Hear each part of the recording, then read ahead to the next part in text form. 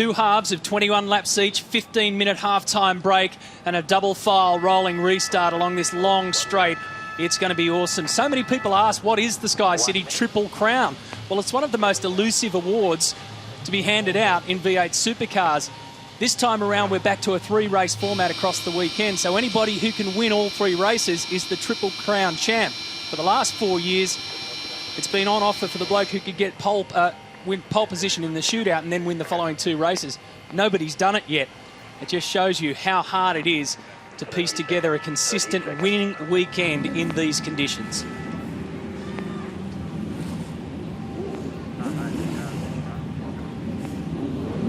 Okay, mate. Good to fire up. Isn't it great? The rumble. The heat haze and the expectation of what's ahead. Only the 2nd time in his career will David Reynolds start from pole position. Green flag, formation lap commencing.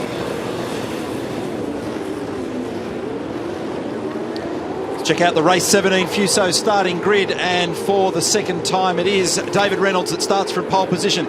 The 6th different driver for 2013. He'll be alongside Whincup. Then on the 2nd row, it's Davison and Courtney. Good performance. James Courtney equals his best qualifying this year. Then it's Frosty and Jason Bright. Remember, Jason's off to Le Mans next weekend. Rick Kelly, another top 10 qualifying performance with Shane Van Gisbergen, Garth Tander and Craig Lowndes. What a shocker of a lap for Craig Lowndes. Fabian Coulthard 4th in the championship. First time outside the top 10 this year. And it actually ends a 10-race top 5 qualifying streak. There's Scotty McLaughlin, turned 20 on Monday. Happy birthday to you, Scott.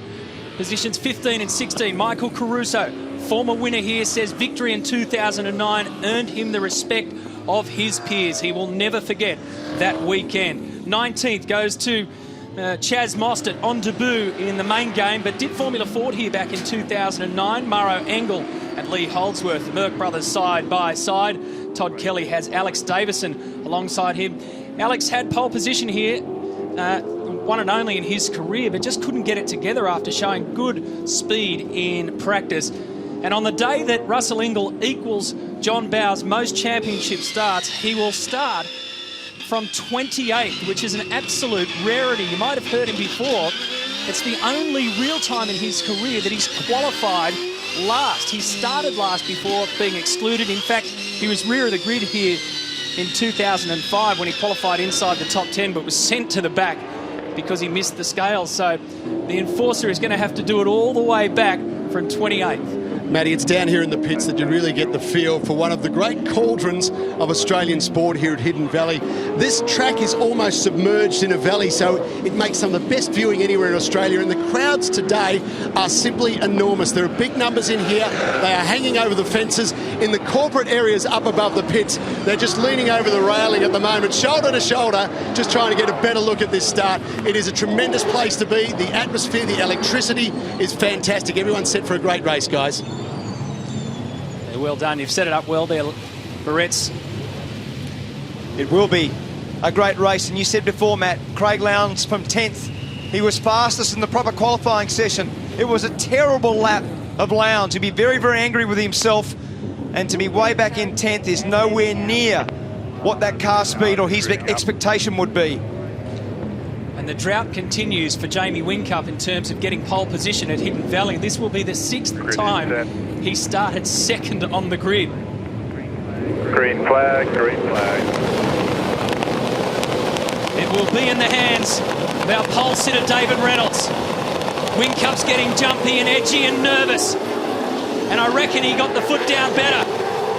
And he's got about a half a car length lead on Reynolds, but he has to cross over. Pushes the Bottle 04 towards the inside of turn 1, but around the outside come the Ford Performance Racing Pepsi Max cars. They're all ganging up on Reynolds. Terrible start for Jason Bright. He went backwards.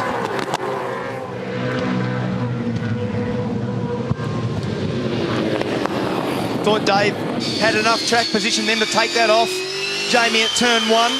He was back up the inside and didn't get that made. Now Whincup runs wide at turn 6.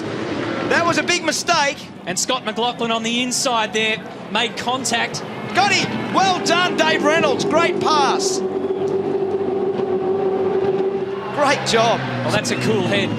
Especially at turn 7. A big problem here for Rick Kelly. A lot of smoke coming out of that car up at turn 10. Must have plucked an oil line or something off for sure. It's weird whatever's going on with that. And now his brother's gone off track. He's got some damage in the front right corner front on Todd's car. Right front's flat. So he'll be in. And Gisbergen battling with McLaughlin. These guys are for 9th and 10th. There's a lot going on out there at the moment. More problems here for Rick. What is going on with that? Well, it's worse than power steer oil, isn't it? It looks like power steer oil at the start. So Lowndes is the one that's ingesting all that behind at the moment. He's 9th, so we're watching. Here comes Tander up the inside of Courtney at 5. He's done it, but he's run wide. And James gets back. The two of them side to side of the hairpin. It's an HRT traffic jam. So there was a dive bomb move down the inside. It only worked temporarily, and then the momentum was lost. Reynolds is the race leader. He's got half a second over Whincup. Rick Kelly's continuing. He's still in 8th, and it's still hemorrhaging oil. It's an unusual mistake by Whincup to run wide there at the hairpin, right in the middle of the valley, which allowed young Dave to get by. He was pretty forceful at the following corner and pushed across. Got that manoeuvre made. So now Reynolds leads from Whincup, Davison, Winterbottom, Tander, Courtney, Coulthard, Rick Kelly, Craig Lowndes. That's your top 10. Good battle there with Van Gisbergen, McLaughlin and Bright. So Lowndes clears Rick Kelly. Now Van Gisbergen's right behind him. So fastest lap of the race, David Reynolds, 11.7. And Lowndes couldn't wait to get into some clear air. Jason Bright on the radio, calling for a black flag for car 15. So it's Ford Performance Racing Cars 1, 3, 4, and problem here for Engel up in the hairpin. Slade. That's a shame given where he qualified. And that's Lee Holdsworth off on the other side as well. I don't know if he's hit the fence. He's gone through some of the foam sponsorship signs on the grass. I hope they weren't together. There's no damage on the side of that, so he steered clear of the rail. I mean, this game's hard enough without having both cars off at the same corner. On lap 2, here's the start. And Jamie flinched, but he did stop. Provided he's stationary and behind the white line at the start, that's okay. But when he flinched initially, it was a worry. And there's Jason Bright. I made mention of his tardy start. Here's the other angle. And this is such a long straight. By this stage, for all money, you say that Jamie Whincup has got him. And then all of a sudden, Reynolds comes back, pokes his nose in front just on the inside, and then swamped. And I thought he was up there, Matt. I actually thought that Dave would have stayed on the inside and controlled that manoeuvre. But this is now on board with Whincup. Take a look. He's braking. You can hear the brake. He can't get it turned. He runs wide. Now, this is a good bit of driving. Dave Reynolds is up there. So on your right now, there's a green Falcon. He moves it across. That's the aggressive pass. Right there was a very, very pivotal moment in this race. Here we go. Prema into the back. Now, there's Jonathan Webb involved in that too. So this is Slade guy rating at turn 5. Now, over on our right, there will be another Mercedes. Okay, here we go. There's Lee Holdsworth. Now, he gets hit there from Mostert. Yeah, it's hard to tell what happens in the next stage of that. Oh, looked like another Benz was going to hit the car of Slade. Lowndes has done the fastest lap of the race in 11.7. 11.6 now for Bright. There's Jason on screen. So Kelly down the inside. There's Van Gisbergen in the foreground. So that's 8th, 9th, 10th we're looking at there at the moment. And Reynolds has actually opened the margin. It's out to almost 1 second now. Yeah, it looks good, doesn't it? And it's flowing well too. The thing about this race and this racetrack is that it's so hard to take the car from qualifying trim to race trim. And to get your brain around this, remember, everybody's a pioneer this weekend. This is the first time that these new Car of the Future specification cars have been on track in Darwin and Hidden Valley. The surface is very different. It's quite a mottled surface. You'll see the colour of the road is different here to the next piece where it goes light. That's the light section, then a dark section at the top. Then there's a major change at the top there where there's a big bump. And then you come down through this little complex to come onto the straight, and you'll just see another surface change now, and that bump that has the last surface change. So it's very hard to make the cars connect with the road when there's so many various surfaces and the grip level is very low. So everyone's a pioneer. No one will know what the tyre lives like and what you do in terms of your driving technique to make the tyre live in this race. So Fabian Coulthard battling there with Lowndes. Coulthard, remember, started 11, so he's up to 7th. Lowndes started 10th. He's moved up 2 spots. Yeah, and Scafie, you say that about it being a race-defining moment for Davey Reynolds on Whincup, but they're also, aren't they, they're career changes, because all the drivers in this field will go home, they'll watch this telecar, they'll have a look, and there's a message quite clear. If you've ever got Davey Reynolds behind you, he doesn't matter who it is, he'll have a crack. Great move.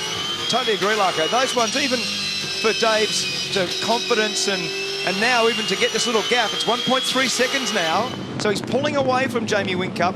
These are really career-defining moments for young men. He drove so well last year. We saw him battle with Craig Lowndes to win Australia's biggest race, but to pass Jamie Whincup on any day, you're going very well.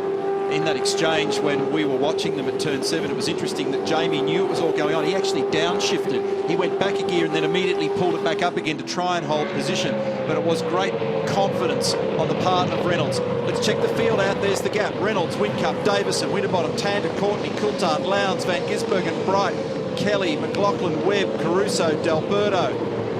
There's a lot going on out there at the moment as they still sort themselves out in the early part of the race. And again, Bright's done the fastest lap of the race. It's now down to 1 minute 11.5. Ingle's moved up just a little, and Engel running very wide down at turn 1. And remember that this is just the first half of race 17 with half time to come, and then that double barrel restart. So Russell has made up 5 spots from the start.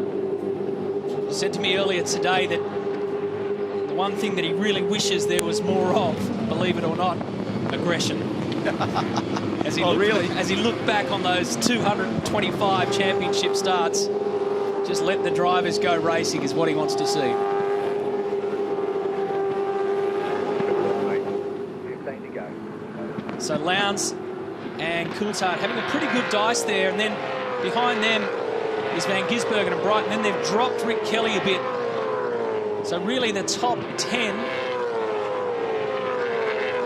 all line astern. I don't understand. Dean Fiore. Sorry, mate, I don't understand. The Rick Kelly thing is very strange because the smoke seems to have dissipated. And you would think normally with that they probably get worse rather than the other way. It might have been an overfill of the maybe, yeah. Just a bit of oil sloshing around somewhere. I mean, what is often misunderstood is how much of a Meccano set the cars are between practice sessions and races. They're pulled apart. Here we go. Back in the pack, battle between Will Davis and Mark Winterbottom, the teammates at it. Ford Performance Racing, Pepsi Max. Look at this. That's out of the turn 6 hairpin, and then that right-hander at 7 where we saw David pull that move. And Tander will buy into this if they slow each other up too much.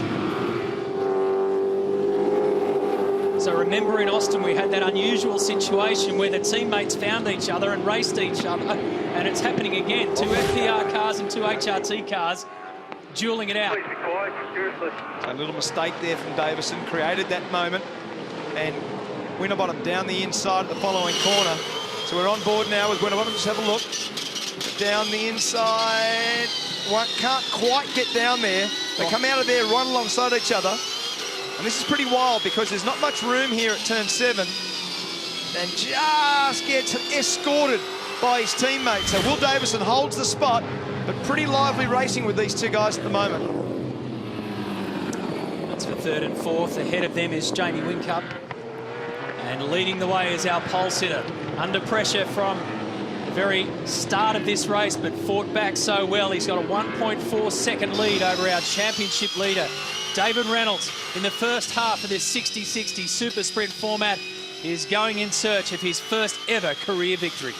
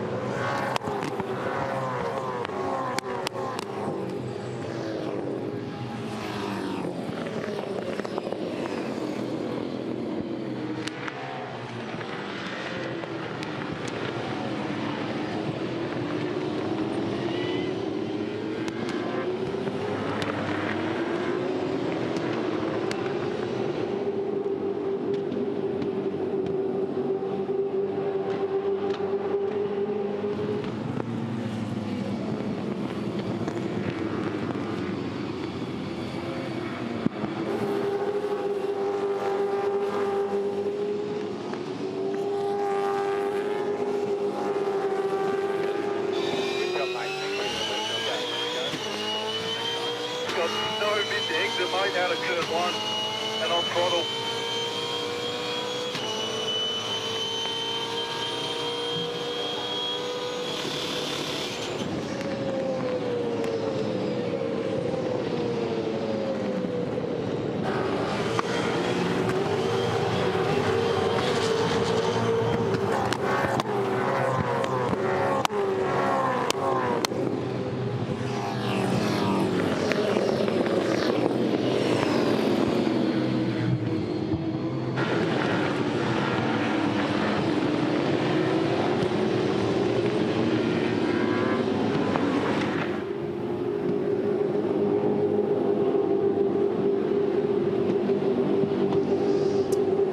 A few changes unfolding here. This battle between the countrymen, the two Kiwis, Fabian Coulthard and Shane van Gisbergen, allows Jason Bright to go straight on past.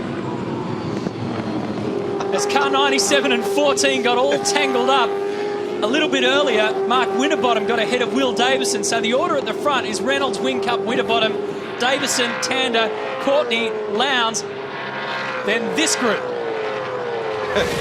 It went on for ages, didn't it? So this is the two factory Falcons who have been battling for the last couple of laps, and we saw that. And that's actually Will Davison leading Winterbottom by. And then this unfolds. So Van Gisbergen alongside Fabian Coulthard. Then they decide to run into here. Then the next lap, a little push and a shove, and that's Bright taking advantage of both of those manoeuvres. Here we go. We're on board now with, well, that's Fabian looking across at Van Gisbergen, who pushed him a little bit wide on the exit of the hairpin. And then this will be contact. Bang, yep, big opposite lock, gathered it up, and there goes Jason. Thank you very much. Actually, Fabian had a fair grab of the wheel then, because it snatched out of his hand. He had to really work to get the car straight again. Meanwhile, this gap has come down by half a second. It's 0.8 now. It was 1.3 the last time we reported that for you. And that's been the hallmark of the Red Bull racing cars this year, this ability to look after tyres in the long run. And conversely, here last year, totally different car admittedly and a different size tyre, but Reynolds had a huge amount of tyre degradation here last year, which is what actually hurt him. He started, though, with a very fast car. Yeah, and it's a really good observation there, Neil. I was just looking at that exact graph of degradation for last year a minute ago. And Reynolds did exactly this. Went fast early on. Jamie relaxed, took his bite at his time. At about 12 laps in, there was a crossover point where Jamie went substantially quicker. And that crossover point is quite strange, Lucko, because the initial speed with Reynolds was very impressive, and he snuck away. But we were just looking at the numbers from last year. It was 80% worse. The degradation that Reynolds had in his Falcon on the soft tyre or the hard tyre was 80% worse than what they had on the Red Bull car. Now, obviously, the cars are all different now. They're on a different tyre, and let's hope they've learnt the lesson of last year in terms of consistency. Pretty healthy battle also going on here with young Chaz Mostert with Tony D'Alberto. Chaz has been very impressive since she debuted. This is Van Gisbergen up the inside. This is a very wild part of the track.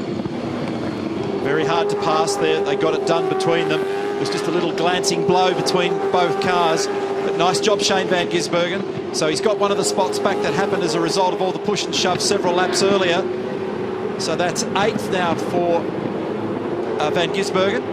So it's Reynolds, Whincup, Winterbottom, Will Davison, Tander, Lowndes, Courtney, Van Gisbergen, Bright, and then Fabian Coulthard is 10th. Here's the gaps. We're looking at Mostert there a moment ago in 16th. He's been here before in a Formula Ford, but first of his V8 Supercar forays.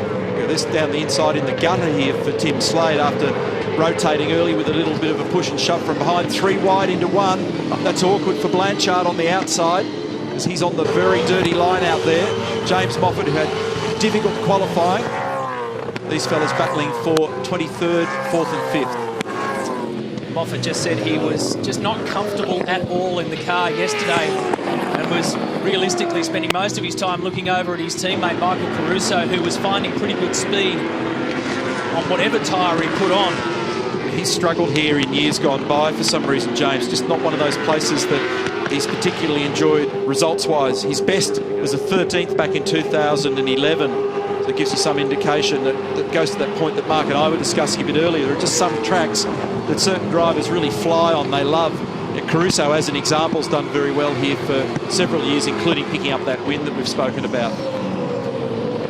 Lowndes is on the charge here, and Adrian Burgess said it a little bit earlier in the day that long afternoon, see what he can produce for us. He's now back, and this gives you an idea of how vital qualifying is. They're on lap 15 of 21. Lowndes is only now back about where the car should have been if you factor in the mistake at turn 1, which is what Roland said. That cost him about 0.3 of a second, but it was the rest of the ragged lap that then turned 6th into 10th. So all that tyre wear, all that driver energy, all that effort to recover to about where he probably should have been. That's right. So your point was 0.35 he lost at turn 1. He ultimately lost 1.1 seconds. So he gave the rest of the lap away, which we always say what a great driver he is, and we all endorse absolutely the level of professionalism and the sorts of performances we've seen him put on over the years. But that was one of his worst laps I've seen. Let's stay on board here with J-Dub. Jamie Whincup, points leader in the championship, grabs 6th gear for the 2.87 kilometre run of Hidden Valley.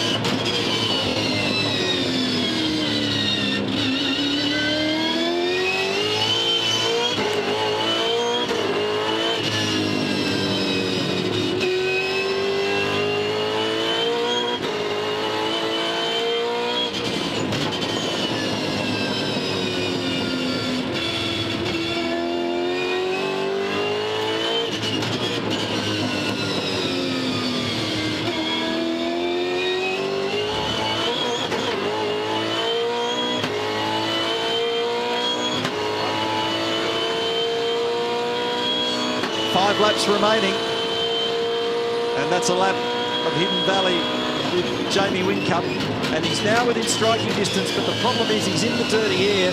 He's ingesting all that temperature into the brakes and into the radiator intake. That's not helping the cause, but he's stalking him at the moment. Remember, Reynolds has not yet won a V8 supercar race, and here's Lowndes with Tander. It's on. And you mentioned the 5 laps remaining. That's to half-time.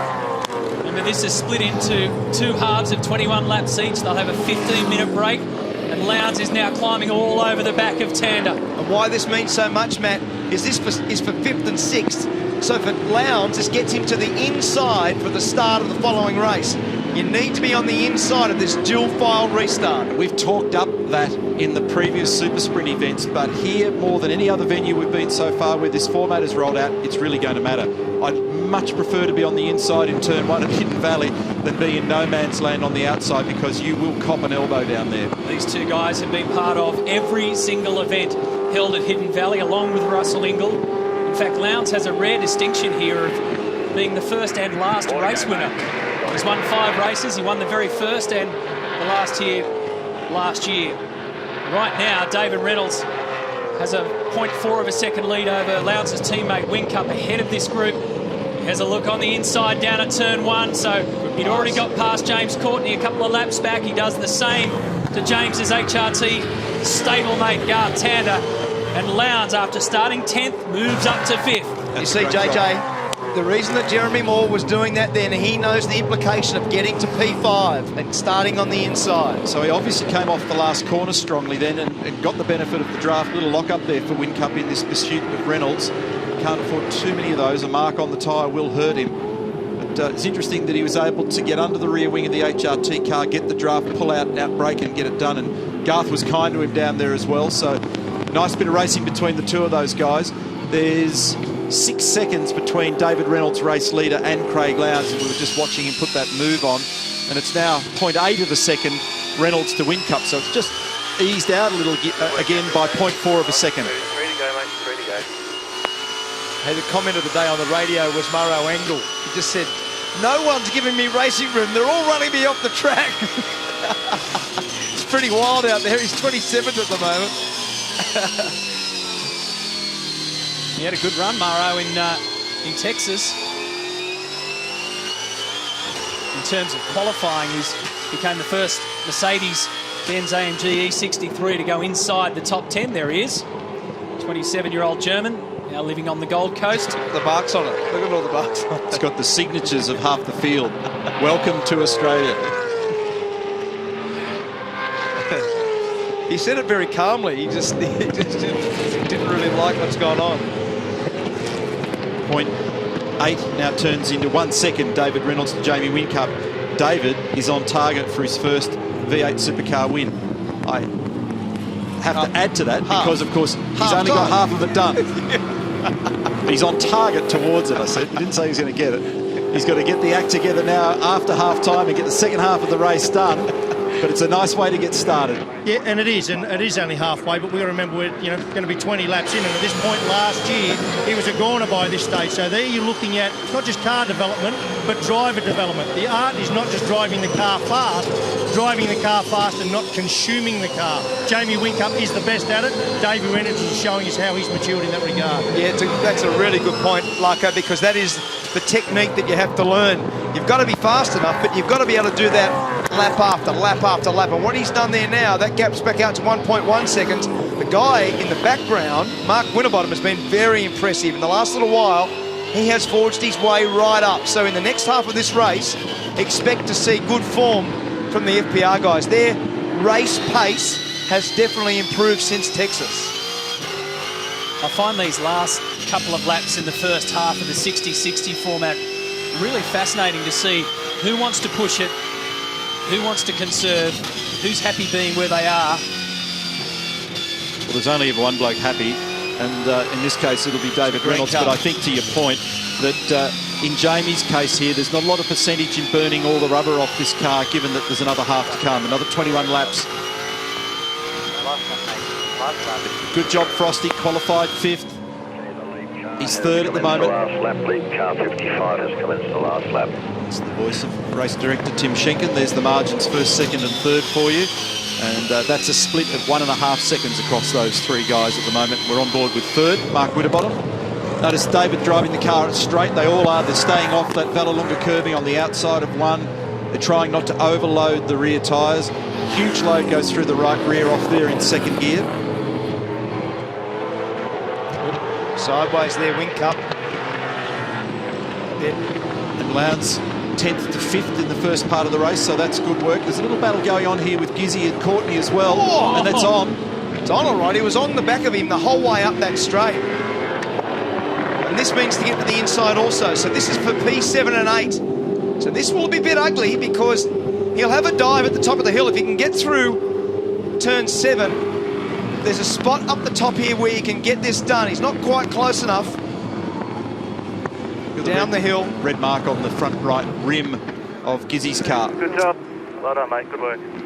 So it's half a celebration at the moment for David Reynolds. From pole, he will lead them to half-time in the exact position where he wants to be, and now he's just 21 laps away from claiming his first ever V8 supercar race win. So when you jump out and you see your guys in the crew, do you give them a high 2.5? No, he should be experiencing. The whole thing is, stop it. It's a great result for these guys. But I know what you're saying. All depends if you've been patting crocodiles throughout the week or not. Compared to the Russell Eagle. That's a rock-solid drive, though. As we mentioned, he was under pressure straight away from Jamie Whincup, from the best and most consistent performer that we've had over the recent years in V8 supercars, and Reynolds has shown a cool head, fast reactions, a good car. Actually, it was good to see David in a very relaxed state in the car there earlier, just easily pulling the gears through, just thinking about it, not clutching the car and white-knuckle fever driving. It was very, very relaxed, and the margin at the end was just a bit under 1 second. Nice job. So Craig Lowndes ends up making up 5 spots from the start. Shane van Gisbergen was in all that action all the way and ended up having to pass quite a couple of cars to do so to get back to his start position of 8th. Talk about giving up all that energy, fighting along the way. Russell Ingall from 28th up to 22nd. And a tough start to the day for Mauro Engel and Todd Kelly. So half-time it is. After the break, we'll check in with the garages and see what the drivers and teams are thinking. And also coming up too, Neil and Scafey's half-time report a little later on.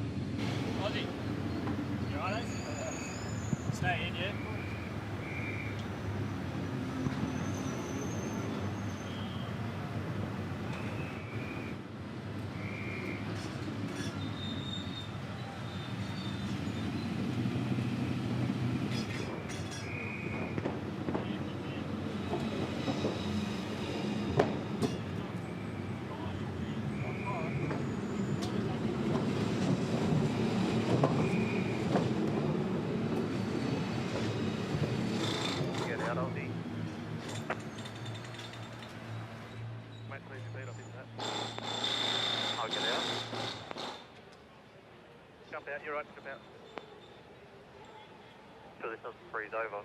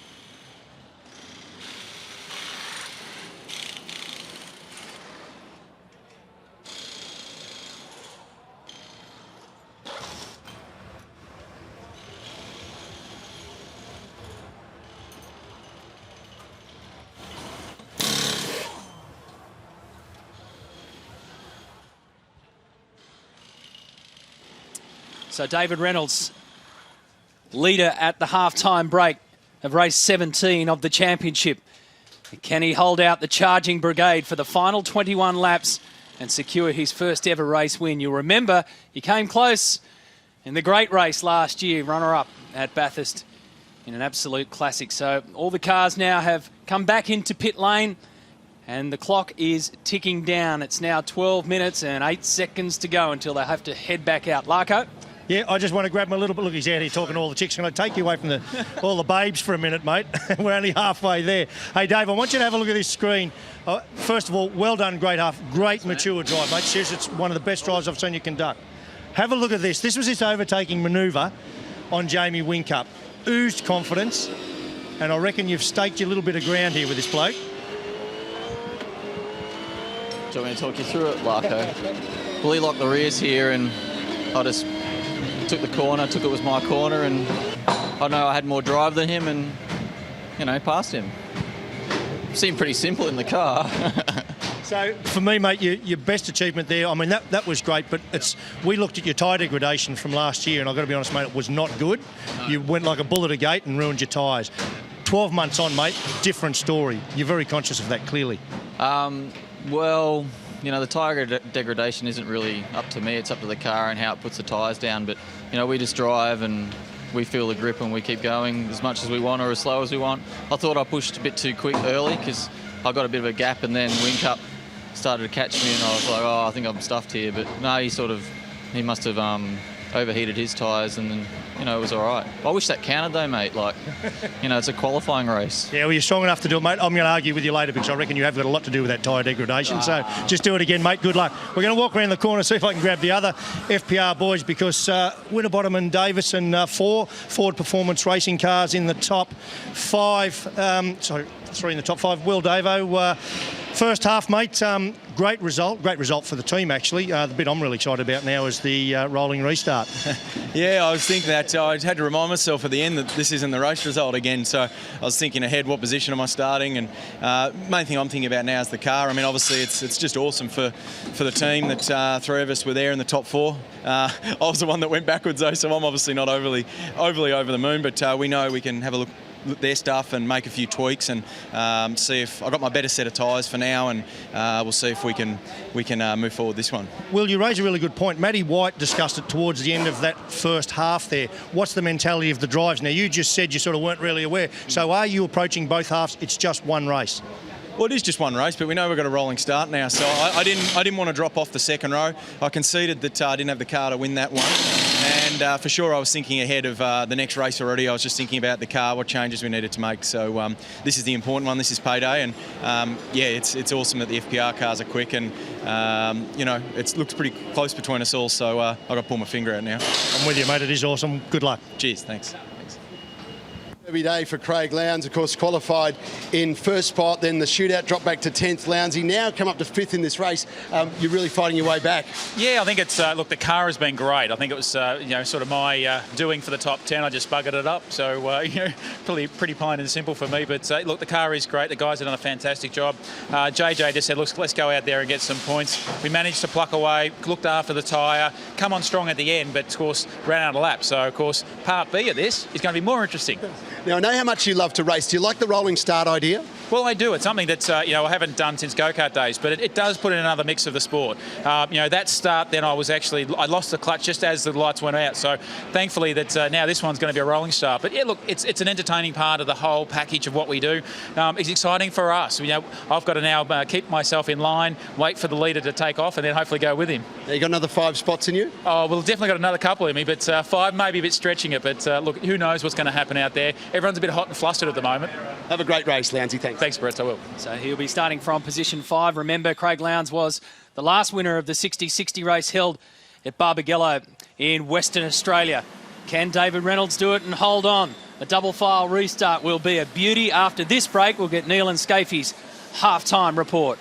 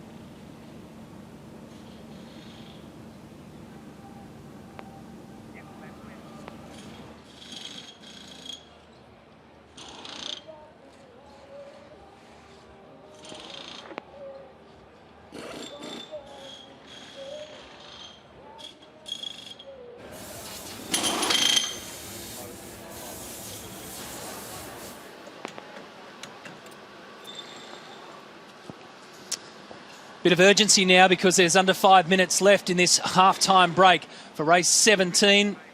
Another 21 laps still to come, so let's run you through what happened from the start. David Reynolds on pole position, has Jamie Whincup next to him. Whincup had a little bite at it there, but stopped. That's the important thing. And then unleashed really well in the long drag down to turn 1. It looked as though Reynolds was going to hold his own there for a brief second, but Whincup took advantage. It did not last long, though. Little mistake for our championship leader, and Reynolds pounced. From there on, he would not be headed for the rest of the 21 laps, the first half of the super sprint. Jason Bright didn't get a very good start, and Rick Kelly had a drama. We were told it's an oil temperature problem, but there was some leak of some description in there. They're trying to get to the bottom of that right now. Here's Tim Slade, caught in the middle with the Fujitsu car also involved in that. In fact, 2 Mercedes-Benz would go off at that stage, with Lee Holdsworth also finding the grass. Big dive from Craig Lowndes, and then Fabian Coulthard and the VIP Pet Foods Techno Autosport car of Shane van Gisbergen would get tied up and have a great little battle. It started up here. Now, Jason Bright's critical in this one. He's got a grandstand seat for all of this. He can sit back and watch it unfold. Crunch on board with Coulthard. Has to grab hold of the wheel. And then look at this.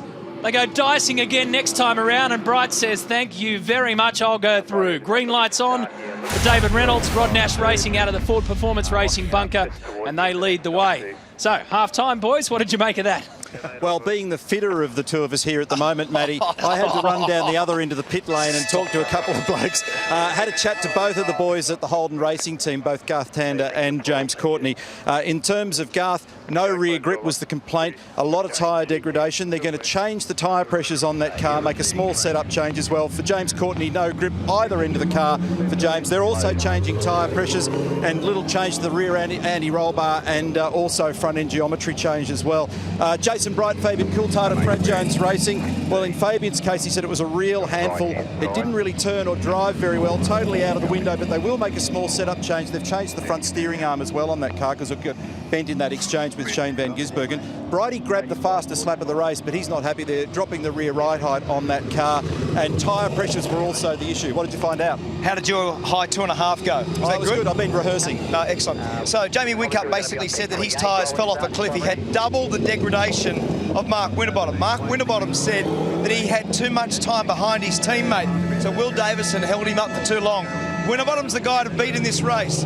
He will have the fastest car based on the settings that that car had in the previous half. The other guy, Tim Slade, he went from 13th, best of the year in terms of qualifying, lost 10 positions in that drama at turn 5. The other thing about this weekend is this restart, we know that the format has a new change. We've never seen it before.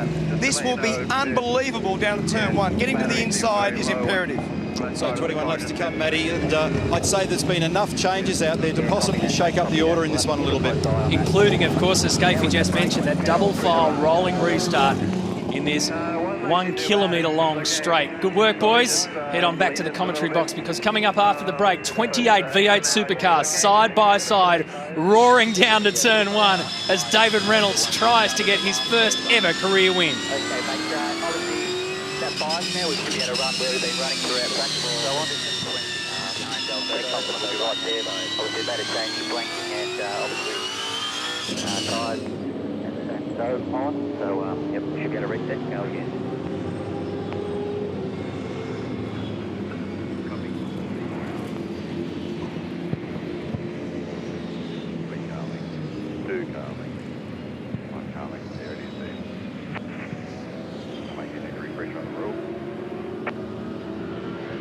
We've got a one-time pass, 30 seconds start, is that right? Yep, 30 seconds till pit lane close. I want to do it now. Just because you're on your tyres, so if the car was like a decent balance at the start of the last race, I'd leave your front bar soft. If it was oversteer even at the start, then go zipper. But just keep that in mind, you're on a lot fresher tyres now than you were at the end of the last race.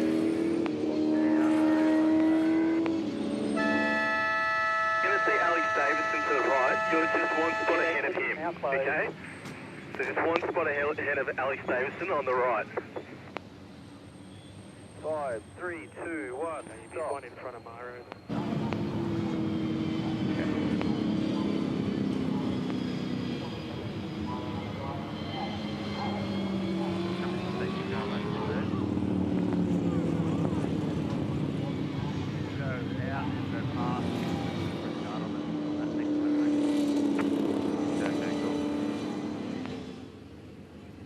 Once you get in front of Alex Premet, 34, then you can start to head over to the left and stop beside car 33, Scott McLaughlin.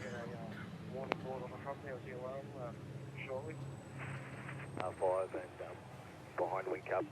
If he moves drastically offline, remember, hold your line. As we discussed earlier. Do you want me to 2 minutes warning. Or 2 minutes signal. I need my just do the visual. When you say don't move offline, I mean wing cup's creating the line. Radio the whole time, and so I've got to stick by his line, I assume, otherwise I'll go. That's right. Yeah, mate, but if he did make a sudden change. Or abort. Get nothing, just the leader's gone, or abort.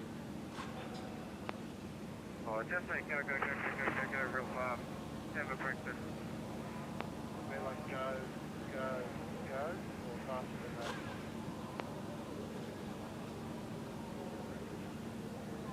Lamsey, tell him to go.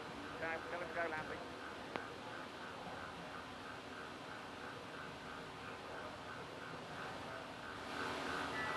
One minute signal. 1 minute. Temperature. Obviously, we've got those couple of rolling laps as well. Welcome back. It looks nice and calm now, but I can tell you just in the last minute or so, it's been pretty frantic down there, especially for car number 1, Jamie Whincup. He's got his driver's side door open, getting as much air as he can in.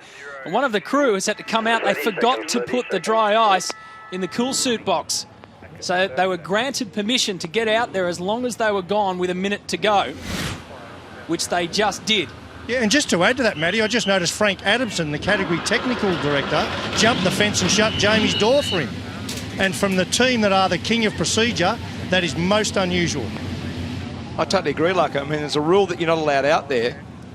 And to have the category technical manager jump and go and do that, wow. So acceleration zone, that's the zone we'll be looking for as we come back for this start. That's the piece of the road where the leader can determine when he accelerates away. AZ, acceleration zone for the 60-60 format. This is half-time. Young Dave Reynolds. I thought they would have celebrated a little harder based on his performance in the previous half of this race. He has driven very, very well. That was one of his best drives. Anytime he can pass Jamie Whincup and beat the current series champion and leader, it's a very good day. Hey, Scafey, you talk about celebration. I had a golden moment down there talking to Davey Reynolds just a moment ago. He was here with Campbell Little, one of the senior engineers from the Ford Performance Racing team. And Davey said, mate, do I get $1,500 or something? Do I get anything? And Campbell said, mate, you don't even get a stat. That's quite crushing, isn't it? Well, that's what you were saying, the high right. 2.5. Correct. And it's a funny feeling because, you know, from the driver's seat, you would feel as though you've won a race. Such is the change of rhythm in this business where we've got the half-time break in the middle.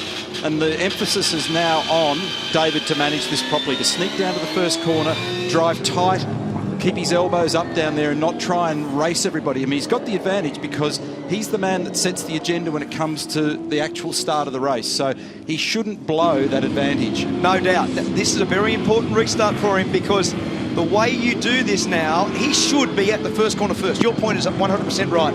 You control this start. If you get to the first corner first, you give yourself a chance to win this. Now remember, the guy that was genuinely the fastest in the previous half is right behind his teammate. So Mark Winterbottom in P3 will be very wild in that first zone at turn 1. So that's the acceleration zone. You can see on our right there left the 2 AZ boards. And that will be critical, absolutely critical for David Reynolds as he goes off. Car just confirming and wait for my my radio call. At the end of this lap, you'll be slowing up and withdrawing. Just waiting for my confirmation.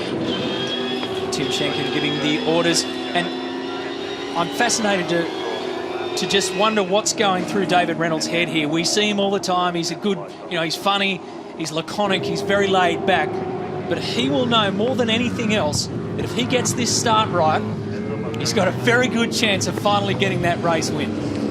And the added advantage of being able to take your own cue and set the agenda means that in the case of Jamie Whincup, because he doesn't get to do that, Mark's point's correct in that it's a double-edged sword for him. He's got to manage forward and back, because if he leaves a gap, he's going to be monstered by Mark Winterbottom. So for Jamie, it's actually a big job. That's right. If you read the scene, the guy who's in the most amount of trouble is Whincup. Correct. And the reason that he is because he's on the outside. Lights out, safety car, form, rest of the field to form 2 by 2, 55 kilometres an hour for the lead car. Tim's voice is also out there on the race management channel, and all of the team managers are hearing that. They're instructing their drivers. The Chrysler Petters STP safety car now pulls clear. David sets the agenda. They eventually get up into the 2 by 2 formation. Should be up there now. Whincup's got to get up there now. He doesn't want to drive out in the dirty stuff. I was about to say, he's trying to keep the tyres clean. They talked about this in the drivers' briefing on Friday night, that they were happy that they could take the formation on the straight. Didn't have to be done at the top end of the circuit. They're between 50 to 60 kilometres an hour. If Damien White's satisfied, he throws the green, and then they go into that AZ zone, and then it's David's cue. Get ready. This is Reynolds to win or lose. They crawl up towards those orange and black boards. Green flag, the field is set, mate. Go whenever you want in the AZ box. So that means it's all clear, and we're in the hands of our leader, David Reynolds, in the acceleration zone. The power goes down. 28 V8 supercars side by side, roaring down to turn 1. Can Reynolds hold on to it here? It's absolutely critical he does. Oh, he's got hit. Tander got a bump from Lowndes. Lowndes got down the inside. They've swapped around, and Whincup's on the outside. This will give him track position. Can they get through here together? No way. That is so... Oh, my God, that is fast. It's 215 kilometres an hour. They're bumping each other. And look at Winterbottom. He wants to make the move as soon as he can. So Whincup takes the lead.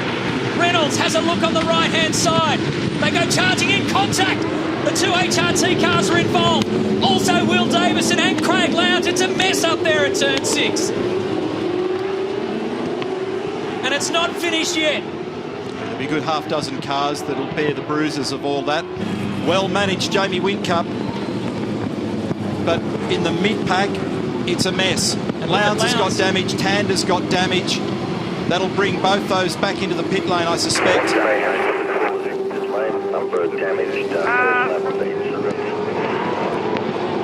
Look at the front of Garth Tander's car. There's Tim Blanchard parked. So Whincup got up on the outside at 1, held his ground, gave him track position into 5. Davey tried to crisscross him into the hairpin. It didn't work, and that's not going to work either for Will Davison. The car won't turn. It's got no downforce. Damage in the front. I think the safety car could well be triggered here. At turn 7, well on track. Just stand by. We're going to recover that car. There we go. So safety car boards now displayed. So all the obvious damage there on Craig's car, probably. Damage, but to be honest, all the bonnet pins are still working. And Whincup. What happened then? He went off the road. It's all the junk on the road. He's trying to. Was he trying to miss stuff, or was it fluid? Yeah, he's trying to get around. Probably both, I'd suggest. So this is Tim Blanchard, Dick Johnson Racing, Wilson Security entry. There's a lot of spare parts, mostly carbon fibre and headlights and body panels, etc., mirrors, all hanging off cars there. There was a huge amount of drama on the way out of that corner. They're all running into each other like it was Dodgem car stuff. And I think it was Will Davison that we saw crossed up in the middle of turn 6. So this is the replay at the start. So we'll ride it all the way to the trouble zone for you. Watch them jump. Damien's given the green flag. Well, they're waiting for David to take his own cue. He's the one that has the call. And Whincup did a great job of reading it with him. He was only a nanosecond behind him there in the jump, and he keeps him squeezed tight, Whincup. See, he doesn't allow him too much space. Now he eases up on the outside, and how he managed to hang on wide here is a bit of a modern miracle for Whincup. And right there, once he's side by side and they get off turn 1, now he's got track position as they get up there towards turn 5. You can't get through there like that. I haven't seen 2 cars go through there like that. We have now. And he pushed, he gave him an escort. And then Davey tried to get back up the inside here and couldn't get it done. So as I said before, well managed, and here's the first bit of the push and shove. Now I reckon at that point was when Will Davison got crossed up sideways behind Frosty, and then that was the moment where Tander, I think it was, that could have got into him. We'll see from the outside. So just watch for this, because they're opposite lock. You watch where you get hit. Tander, bang! It's because Craig hit him, and I think he got hit in turn by James or someone behind. So this will be one of those things where the V8 Supercar Motec camera will have to be studied in a good half dozen cars afterwards. But clearly, Tander got a whack from behind, which was Lowndes. Lowndes got a whack from Courtney. Were there more involved? There's a big story to tell.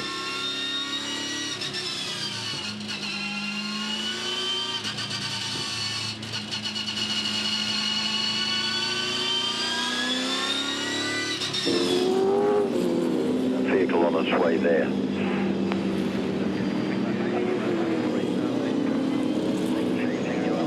You at the scene, over. Yeah, confirming that, Tim.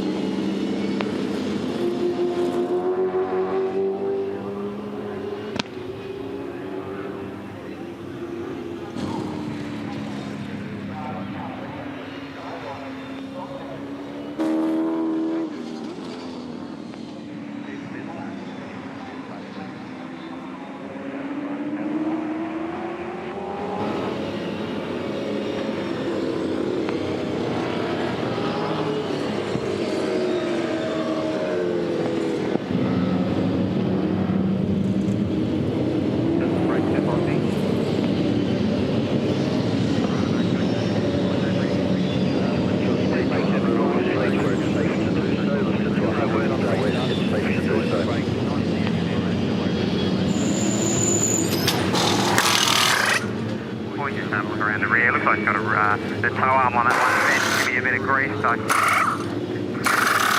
Okay, we're all good to go. Thanks, mate.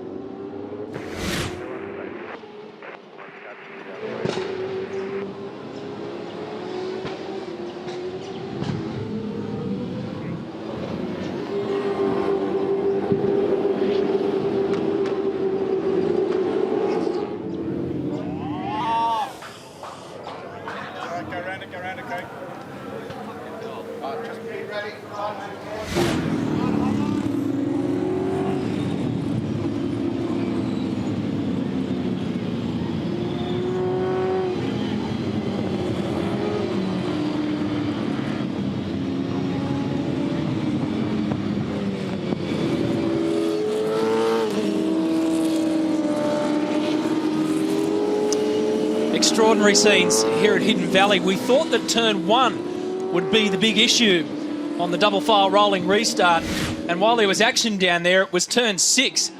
So what we're trying to determine here is, we know that Craig Lowndes got into the back of Garth Tander. Did Lowndes get a push along?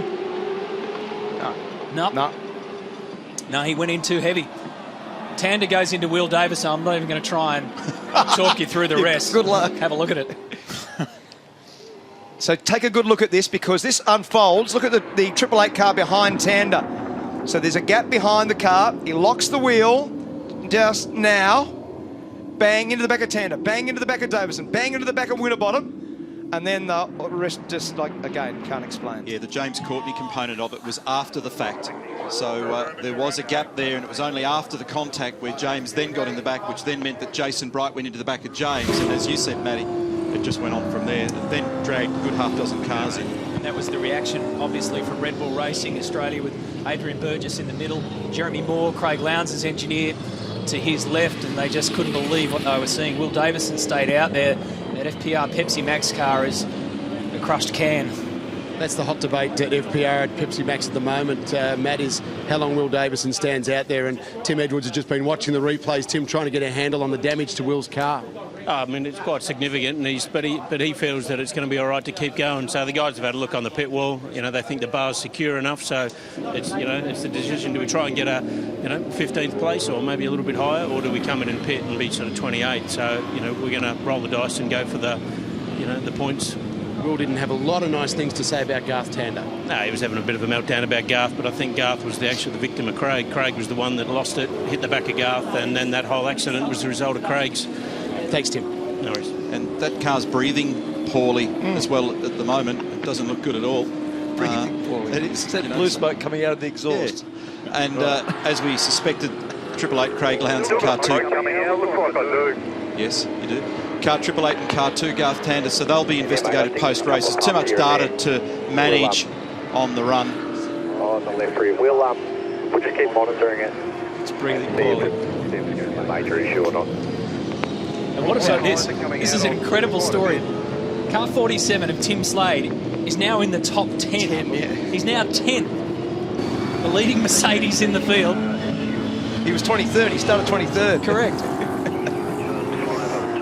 Easiest 13 positions you'll make. The other problem that's happening with Will Davison's car is every time he brakes, it's making tyre smoke. So the guard's rubbing on the tyre. You have to be very careful of that because the load that goes into the front of the car in turn 1 in particular is extreme.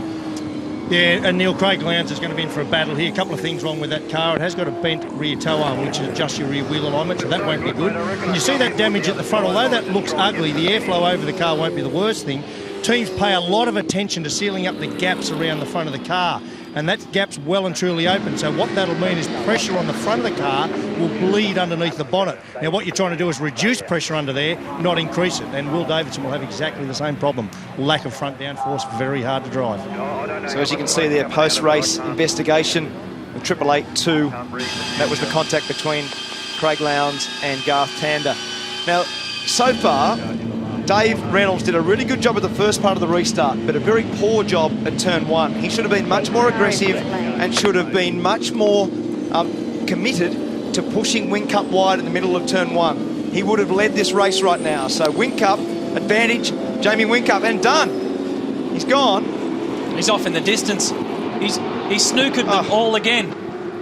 Just as you were talking, Scafey, Whincup just took off in a blink of an eye. So it was absolutely critical for Reynolds and co to go with him. And Reynolds will lose this second position as well because Mark Winterbottom will take the inside running into turn 1. Oh, not again. Not 2 through here again, side by side. He's a once bitten, twice shy for David Reynolds. He holds his ground this time. Good job. And the call there in terms of jumping away is immediate. As soon as the safety car crosses the control line at pit in and up the inside is Frosty, but it isn't done. Van Gisbergen lurking, Courtney next. And as soon as that call was made, Whincup just bolted, and that's why he got the air gap straight away, and they didn't react nearly quick enough at Botlow Racing for David Reynolds. And that's a margin that, frankly, you'll work all race to try and get that margin back now. Well, in the middle of the race before, it was 1.3 seconds. It's 1.2 seconds already. You can't have restarts like that. You've got to go with the leader. Jonathan Webb nearly turned himself into the fence, then he dropped well off the edge of the curbing. Demonstrates the pace of the cars down there. They grab 6th gear just at the start-finish line and then build their airspeed up to 265 odd kilometres an hour. It's a great run. Big brake pressures down here into turn 1. And the interesting part about that restart too, Neil, was that I thought Winterbottom probably should have commanded that pass also. He was a bit too nice to Dave Reynolds at turn 1. Now he's in 3rd. He battled with Davison the whole time in the previous race.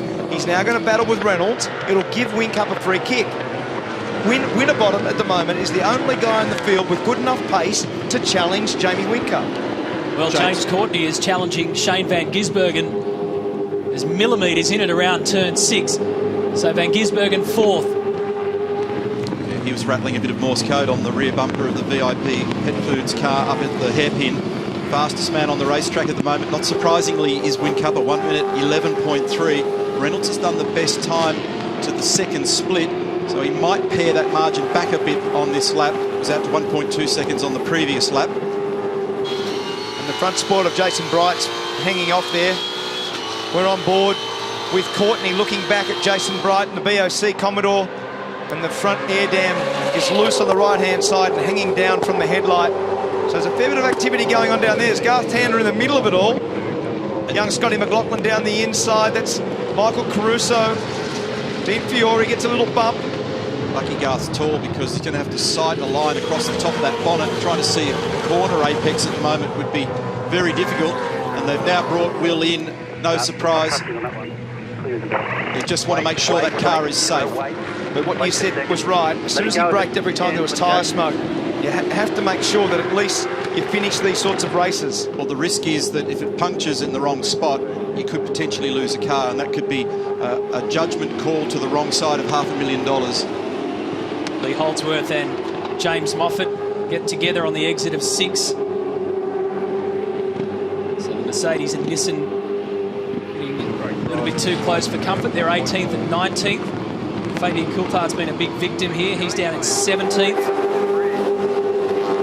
Just tucked in behind Dean Fiore, Dodo Insurance entry. There's David Wall from Wilson Security. If we're seeing this much damage evident on television, I can only imagine what the cars will look like when we stroll past them in Parc Fermé, because every car I look at has got something twisted, bent, hanging off, weeping, dripping. It doesn't look good. And the format change with the 60-60 restart, we said at the start there was going to be lots of drama at the start of the year. So far they've been pretty contained. And we saw it at Tasmania, and we saw it in Perth. Now we see it. It wasn't necessarily turn 1, as you said, Matt.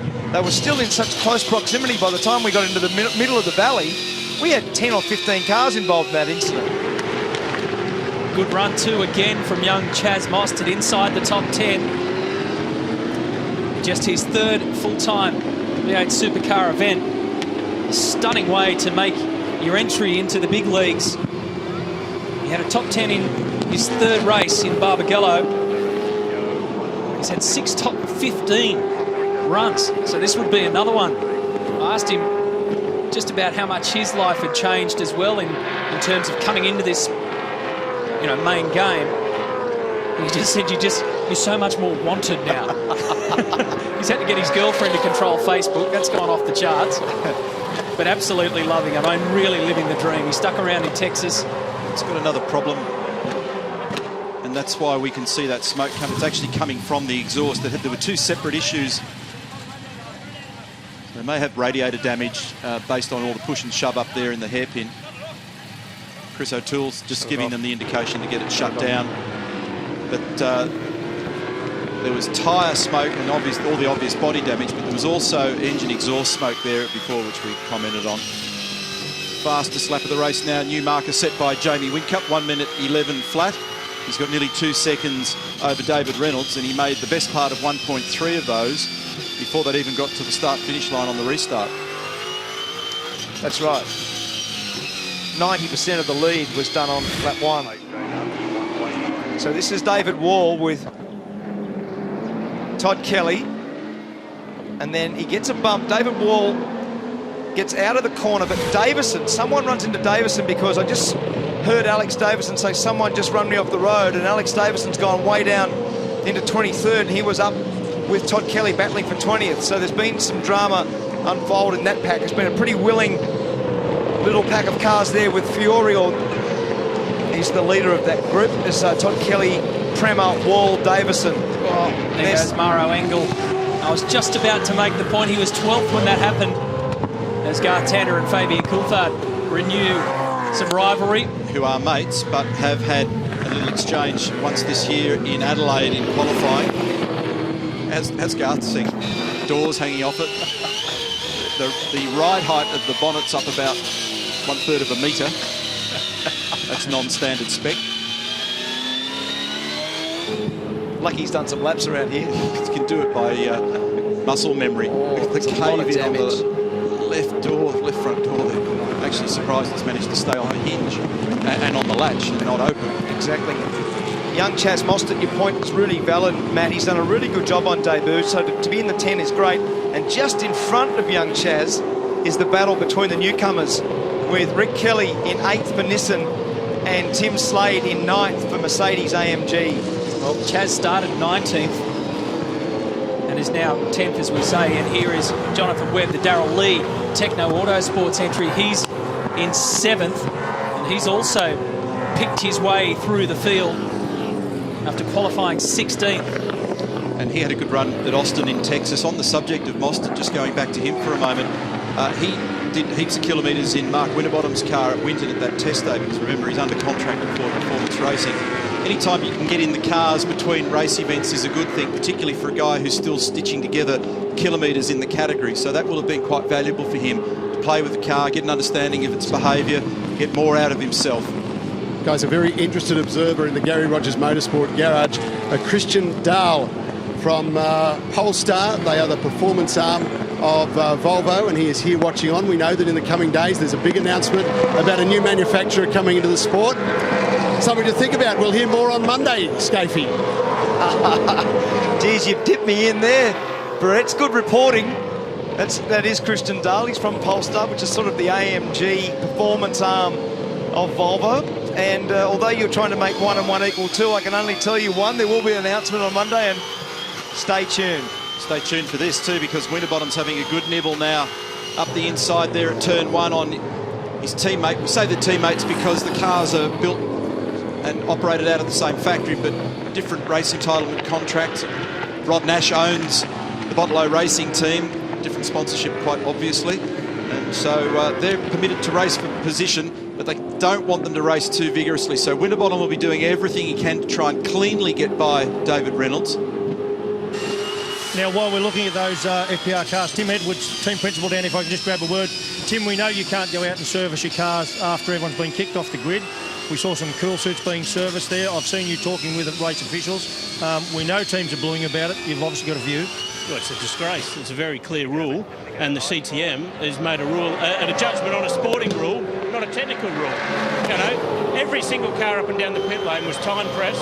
Triple Eight made a mistake, forgot to put their dry ice in, but, you know, they're given exemption. In fact, Frosty's drink bottle wasn't filled up, so we made a small error as well, but we got to live with it. You know, there was still water in there, but what a joke. I mean, it's a sporting rule, and our technical guy has overruled it.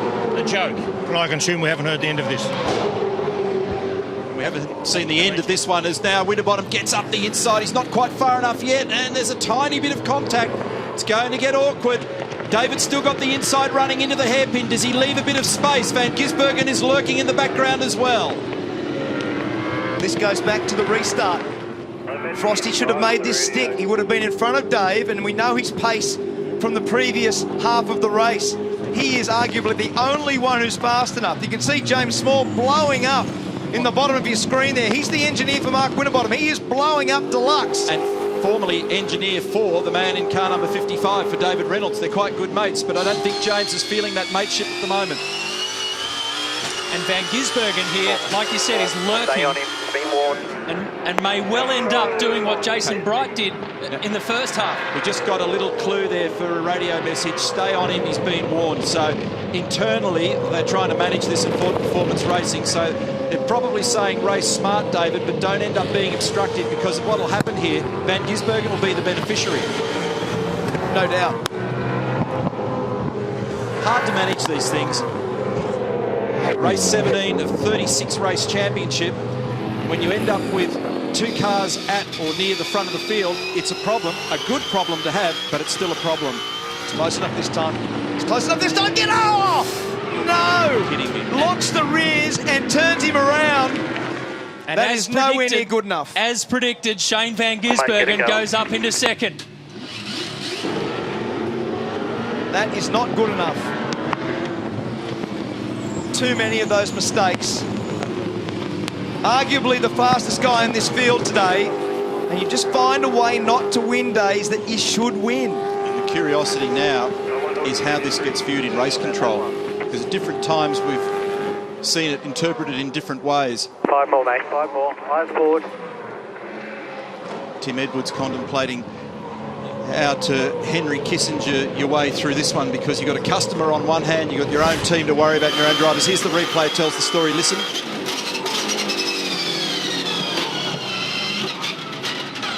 Lock the rear brakes, contact, David spins, Frosty lives to fight another day. Here's the other angle.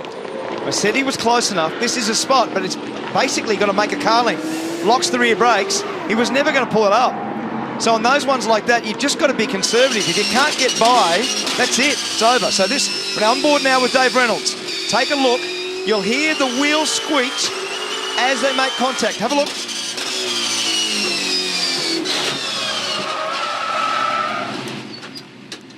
As I said, you can't have teammates do that stuff, and you've got to be more controlled about making that manoeuvre. He's had a great year in terms of his pace. Said before, he's probably the fastest in this field today. You just can't do that. Also said that this will be to the benefit of Van Gisbergen. Now Winterbottom's got damage that brings him to the pit lane, and the incident involving these guys will be investigated after the race. He's been given a pit lane penalty drive-through for that incident. So from bad to worse. Okay, so we talked about this a couple of races back about... 4 laps to go at the moment. You're going to be rejoining with cars in your turn. I'll try and manage it for you. The reason this has happened because it's destroyed Dave Reynolds' race, and they've assessed it straight away. Yes. So I was going to say, early on in the piece, we found that they're often letting these go within a team, which always seems strange to me because the rule book's the rule book. So they've actually interpreted, as we've seen consistently earlier in this year, someone makes contact in an inappropriate way and the serve a penalty. Unbelievable. So cars 5 and 6 right down the back of the field. Gee, Tim Edwards, this is a tricky one. What's the right outcome for this? Well, it's the first time in the history of the sport, I think, that a teammate's been penalised. I mean, we've seen over the years teammates run into each other, and it's kind of an unwritten rule that we don't penalise because that's for the team to sort out. But we're obviously making all the rules up today. Thanks. So Van Gisbergen is the beneficiary. He's now P2. He's 2.5 seconds back from Whincup. Oh, there has been lots of penalties applied between teammates this year. There has been. Yeah. So this is not the first time, but Tim's point is right, and sometimes those sorts of issues are resolved afterwards. But I think what they've determined is that it's wrecked Dave Reynolds' race. You can't have a guy finish on the podium after a mistake like that. I think that's what they've done. Yeah, and look at this great battle on screen now. Shane Van Gisbergen making an art form. Just rewind back a few weeks. Remember Texas, he was lurking around. I think it was Coulthard and Webber having a battle. Picked up the pieces. Good skill to stand back and watch. Pick them up. Now these guys got this battle going down the order here for 13th position. Tander, Reynolds, Moffat. David Reynolds just must be wondering, how on earth did I end up here? Well, there's a little bit of both in that, Matt, because he probably should have been a little bit smarter, even at the restart, and let Winterbottom go and hook on behind. If he did that, there'd be 2 FPR cars on the podium right now. So the reality is the battle between the two guys caused the level of angst, and a mistake by Mark Winterbottom has now placed them. They are Winterbottom's 22nd and Dave Reynolds is 14th, which is not the outcome. Bright's off the road here as well. So he was right up there. He was 4th. So this will put Jonathan Webb up, who's done a great job in this race. I'll give you the numbers on him in a minute. Rick Kelly and Slade now 5th and 6th. So that would be the best run for a Nissan and easily the best run for a Mercedes. And Chaz Mostert up into 7th. Extraordinary outcome. There is Slade, the Heavy Haulage Australia, Erebus Motorsport, Benz, tucked in behind the leading Nissan of the year, Rick Kelly. And here's the man who's just loving it all. He's 1.4 seconds, well, 1.1 clear now of Shane Van Gisbergen.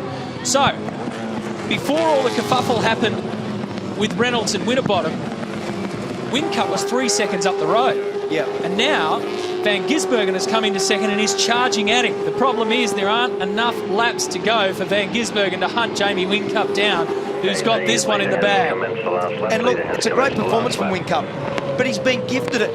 It's not that he hasn't driven well. He hasn't had to fight as hard based on the restart and then the 2 teammates running into each other. Well, he outfoxed him, didn't he, on that restart?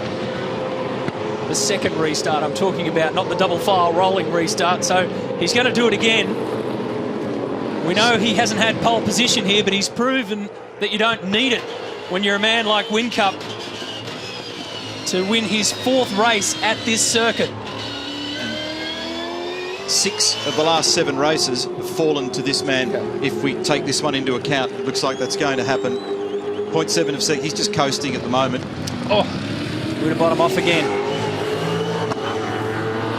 Some days are diamonds. Not wrong about that. So that's in 22nd. I think he just rejoined in front of Russell Engel. So Whincup, a great performance. Right up behind him, Van Gisbergen. He's going to make him charge all the way to the finish line. So yet another race win for Jamie Whincup. Van Gisbergen second. And James Courtney on the podium for the Holden Racing team. It's the second time he's finished 3rd this year, James. Great job. And that's a really clever summation from Mark Dutton to Jamie Whincup. It is all about Part B. It's all about the second half of this race, not the first. It's how you close it down, not how you start it. So yet another win, his 7th for the season. And we always make the point over the last 4 or 5 years that you let Jamie Whincup get on a roll, he's almost impossible to stop. Craig Lowndes limps home in 26th. Gee, there's some damage in this field, Matt. Standout performances today. Jonathan Webb in 4th after starting 19th. And we've got Tim Slade there. So Erebus Motorsport gets its first ever top 6, and Rick Kelly puts Nissan into the top 5 for the first time.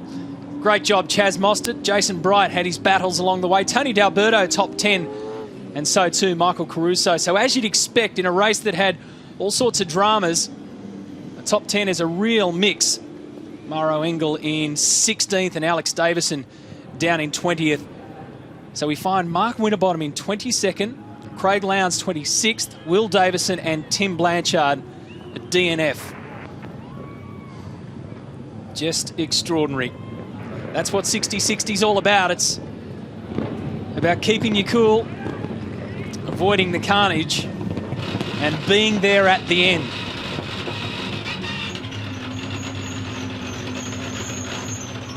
'71st career win now for Jamie Whincup. Another boost in the championship lead. A horror day for Will Davison, 3rd in the championship. He won on Saturday here last year. He won in 2009 and 2010 here.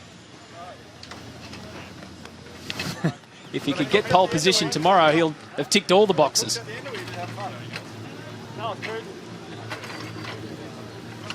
Hear that, boys?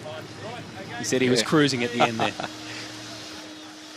think he might have said that for our benefit. Smart call, though, looking after tyres. Important podium here for Courtney as well. The mojo. A great run from Shane Van Gisbergen, who qualified 8th. So he's up on the podium, as you mentioned, Courtney. And I said Jonathan Webb finishing 4th. He actually started from 16th. Well, Matty, Jamie Whincup just out of the car. And Jamie, these are the important wins mid-season. They're the ones that bank up and get you a championship.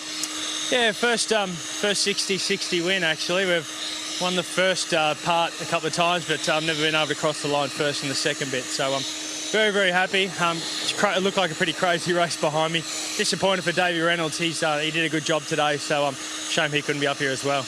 Look, there's a bit of drama in the restart with your cool suit. What was going on there? Forgot to fill it up with ice, so I could see a bit of kerfuffle going on. I'm sure we got the all clear from their Supercars, so otherwise, should have been a hot day. All right, well done on the win, Jamie. Congratulations. Thank you. Cheers. Shane Van Gisbergen and James Courtney, guys, congratulations. Welcome back to the podium, Shane. Awesome effort today. There was a bit of action out there. Oh, it sure was. I got shuffled around in the first race, so we've been on the comeback, but that first lap, there were some guys with some hot heads, and we benefited from it. But yeah, it was pretty fun in the end. And Shane, speaking of benefit, you're now 6th in the championship, which is fantastic. Yeah, we just got to keep getting the points and keep moving forward, and second places like this help it. James, Neil Crompton said it earlier, this is an important podium for you this weekend. Yeah, for sure. It's it's had a little things fall our way. Like Shane touched on, it was madness into the hairpin on the first lap. Got beaten up pretty bad, but the HRT Commodore held together and, come home in third. It's great. These guys have been working so hard. We've been lean on results, so at the moment we'll take them however we get them. So we'll shine it up overnight and see how we go tomorrow. All right, enjoy the podium, JC. Thanks. See you, Kaz and kids. Davey Reynolds, I really didn't think I'd be sitting having a discussion with you about finishing, 14th, mate. I've got to be critical. The restart's where it all went wrong for you, was down here from there. Why did Jamie get such a good jump on you there, mate? Well, you have to wait for the the safety car and pit lane call before you can go. Otherwise, last round a few people got done in Texas, but I didn't hear anything from the radio comms, and, Whincups just gapped me and I was still waiting to hear something, but I just went anyway. Right, OK, and that's where it went downhill. Now, post that, we saw Winterbottom crawling over the back of you. I don't know if you've seen the vision. He locked his rears before he belted you. Obviously haven't had a chance to catch up yet. No, not yet, but I saw him get a drive-through, so I think justice got to itself. But I knew he had new rear tyres on, so I had to keep him behind for a few laps for him to burn out, and then we could have got on the racing. But, mate, I was loving it. I was having the best race ever, and then, unfortunately, racing incident happens, and I'm 14th. Well, that's what I love about you, mate. You are positive. Tomorrow's another day. We've got another qualifying. The car's fast. You're fast. You're in good spirit. So, really, you must be looking forward to tomorrow. Well, I drive a 4-day, so we'll be laughing. Good job. Keep it up. Thanks, man. Yeah, the one thing we know about Davey Reynolds is he will come back tomorrow and give it everything he's got. I mentioned that Jamie Whincup gets a big boost. He sure does. It's now a 224-point lead over Lowndes. So Jason Bright now moves up into third at the expense of Will Davison. Fabian Coulthard drops from fourth back to fifth. And Shane Van Gisbergen now sitting in sixth. Remember that Whincup came in here with a 142-point lead. Time for the podium. The 2013 V8 Supercars Sky City Triple Crown Darwin, race 17 of our year. Would you please congratulate our first place driver for Red Bull Racing Australia, Jamie Whincup. In second place, for Techno Team VIP, Shane Van Gisbergen. And in third place for the Holden Racing Team, James Courtney. Representing the winning team for Red Bull Racing Australia is Jason Sargent. Making the presentation of the third place trophy is Neville James, the Operations Manager, West BU for Coates Hire Group.